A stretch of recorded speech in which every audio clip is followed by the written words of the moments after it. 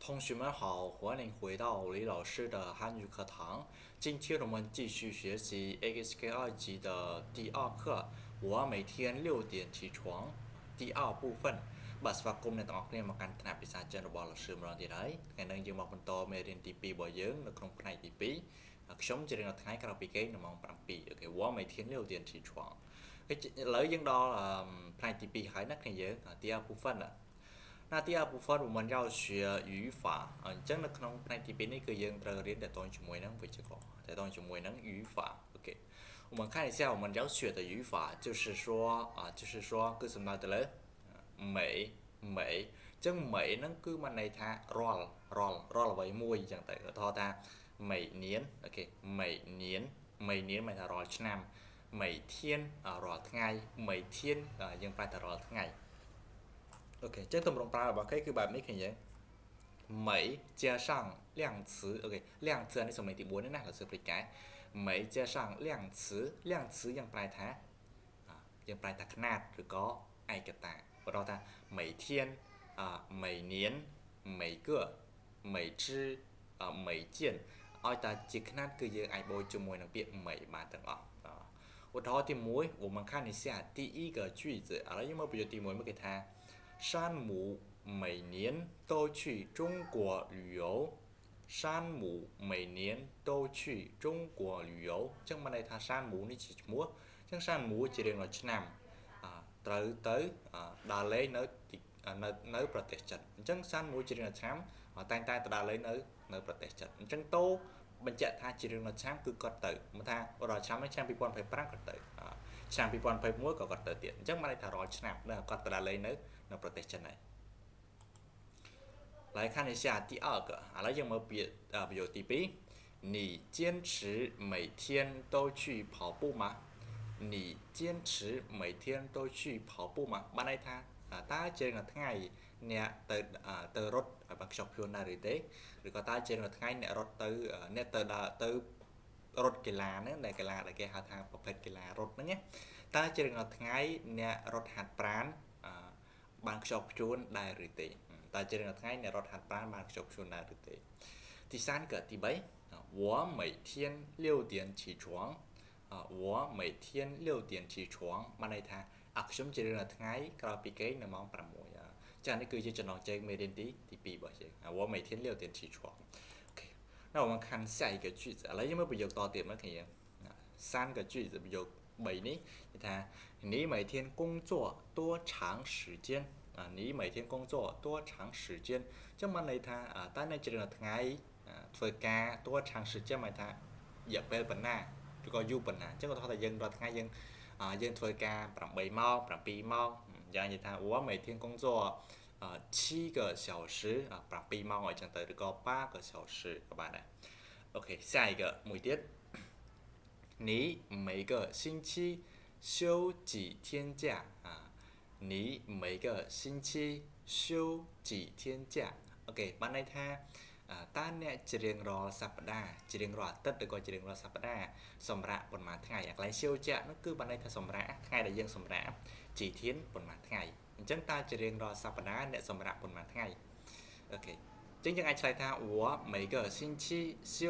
ថតតែ2ថ្ងៃយើងដាក់ថា2天假2天假我每个星期休2天假 OK 下一个句子ประโยคមួយទៀតគេថា他每年回一次家他每年回一次家បានន័យថាគាត់ជារៀងរាល់ឆ្នាំត្រឡប់ទៅផ្ទះចំនួន1ដងចំនួន1លើកអញ្ចឹងទៅ一次យើងប្រែថា1លើកឬក៏1ដងអញ្ចឹងយើងប្រើពាក្យ每គឺបញ្ជាក់ថារៀងរាល់អ្វីមួយឧទាហរណ៍ថា每年រៀងរាល់ឆ្នាំ每天រៀងរាល់ថ្ងៃ每个星期រៀងរាល់សប្តាហ៍អូខេអញ្ចឹងឲ្យតែជាຂະຫນាត់គឺយើងអាចបូកជាមួយនឹងពាក្យ每បានហើយហ៎now 我们看下一个了ឥឡូវយើងតទៅទៀតគឺរបៀបប្រើប្រាស់ពាក្យតួអញ្ចឹងពាក្យតួនៅក្នុង HK1 យើងរៀនគឺយើងប្រែថាច្រើនមែនអត់ប៉ុន្តែនៅក្នុងមេរៀននេះគឺយើងប្រែទេគឺយើងប្រើវានៅក្នុង event ប្រយោគសំណួរ event ប្រយោគសំណួរអូខេអញ្ចឹងទម្រង់ប្រើរបស់គេគេថា主语ប្រធានបូកជាមួយនឹងពាក្យតួបូកជាមួយនឹងពាក្យតួហើយបូកជាមួយនឹង形容詞គុណនាមអញ្ចឹងប្រធានបូកជាមួយនឹងពាក្យតួបូកជាមួយនឹងគុណនាមគឺសំដៅទៅលើការសួរឧទាហរណ៍ថានីតួតានីតួតាអញ្ចឹងនីតួតាមិនអាហ្នឹងយើងអត់ប្រែថាអ្នកធំប៉ុណ្ណាណាយើងប្រែថាអ្នកអាយុម៉ានវាស្មើជាមួយនឹងពាក្យនេះជីស៊ុយដែរប៉ុន្តែគេប្រើខុសគ្នាអញ្ចឹងនីតួតាយើងអាចយកទៅសួរនាមលីងរបស់គេបានសួរអាយុរបស់គេបានអូខេ下一个大卫多高តាវ័យតួកបានន័យថាតើតាវ័យតួកបានន័យថាកម្ពស់ប្រមាណអញ្ចឹងពាក្យតួត្រង់គឺសំដៅទៅលើសួរប្រភេទជាតួរលេខណាគ្នាយើងសួរប្រភេទជាតួរលេខចឹងយើងអាចប្រាប់ពាក្យតួបានតួតាអាយុម៉ានតួកកម្ពស់ប៉ុណ្ណាថាតួចុងថាតួចុងគាត់ទម្ងន់ប៉ុន្មានគីឡូអញ្ចឹងទៅគាត់ទម្ងន់ប៉ុន្មានអញ្ចឹងទៅចុងចឹងអាចប្រែធ្ងន់ប៉ុន្តែនៅក្នុងនេះគឺសំដៅទៅលើទម្ងន់ចុងទម្ងន់អូខេអូខេអញ្ចឹងឥឡូវយើងមើលសន្តានាចំនួន3នេះមើលគេថាទី1第一个对话អត្ថបទសន្តានាទី1សន្តានាទី1 A សួរ A1 B ក៏សួរទៅកាន់ B ថានីតួតានីតួតាអ្នកអាយុប៉ុន្មានហើយអញ្ចឹងនៅពេលដែលយើងឆ្លើយយើងគ្រាន់តែឆ្លើយលេខមកអត់ឲ្យយើងអាយុ16និយាយថា我16岁我16岁ខ្ញុំអាយុ16ឆ្នាំ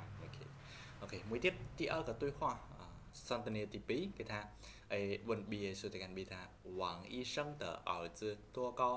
王医生的儿子多高បានន័យថាតើកូនប្រុសរបស់គ្រូពេទ្យវ៉ាង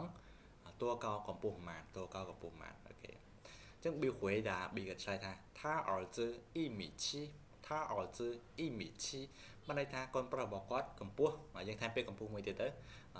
កូនប្រុសរបស់គាត់កម្ពស់1ម៉ែត្រ1ម៉ែត្រ70 1米7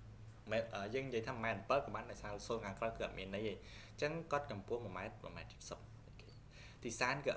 ទី3 A1 B ក៏សួរថានីតួចុងនីតួចុងបានន័យថាអ្នកទម្ងន់ប៉ុន្មានអ្នកទម្ងន់ប៉ុន្មានអូខេអ្នកម៉ានគីឡូអញ្ចឹងទៅអញ្ចឹង B 回答 B ក៏ឆ្លើយថា我120斤我120斤បានន័យថាខ្ញុំ120斤អញ្ចឹង1斤យើងនិយាយ2斤ទៅយើងនិយាយ2斤ទៅអញ្ចឹង2斤等于1公斤អញ្ចឹងបានន័យថា2斤ស្មើជាមួយនឹង1គីឡូឬក៏និយាយថា1公斤等于2斤1គីឡូស្មើជាមួយនឹង2斤អញ្ចឹងនៅចិនគឺគេអត់សូវប្រើកុងជីនទេគេប្រើជីនច្រើនជាងអញ្ចឹងយើងនិយាយឲ្យស្ដាប់បានន័យថា1ជីនកន្លះគីឡូ1ជីនកន្លះគីឡូដល់ពេល2ជីន1គីឡូអូខេអញ្ចឹងយើងអាចនិយាយបានពីរបៀបយើងអាចនិយាយថាឧទាហរណ៍តែយើង60គីឡូអញ្ចឹងយើងអាចប្រើជាភាសាអញ្ចឹងនិយាយថា我120斤អូខេឬក៏និយាយជាគីឡូយកតែម្ដងក៏បាន我60公斤អូខេ60公斤ចឹងរបៀបប្រើប្រាស់ពាក្យតួវាមិនមានច្រើនណាស់ទេគ្នាយើងវាមានតែប្រហែលមិនច្រើនដូចប្រយោគសំណួរផ្សេងទៀតទេនិយាយភាគច្រើនគឺសួរអាយុសួរកម្ពស់សួរទម្ងន់សួររយៈពេលអីចឹងទៅយើងប្រើពាក្យតួតាអាយុម៉ានតួកោកម្ពស់ម៉ានតួចុងទម្ងន់ម៉ានអីចឹងទៅអូខេ好的那我们的第二部分就到这里结束吧អញ្ចឹងផ្នែកទី2របស់យើងបញ្ចប់ត្រឹមហ្នឹង我们第三部分我们要学课文អញ្ចឹងនៅក្នុងផ្នែកទី3គឺយើងត្រូវរៀនតទៅជាមួយនឹងអត្ថបទសន្តានា好的谢谢大家的观看我们下次再见哦យើងជួបគ្នានៅលើក្រោយទៀត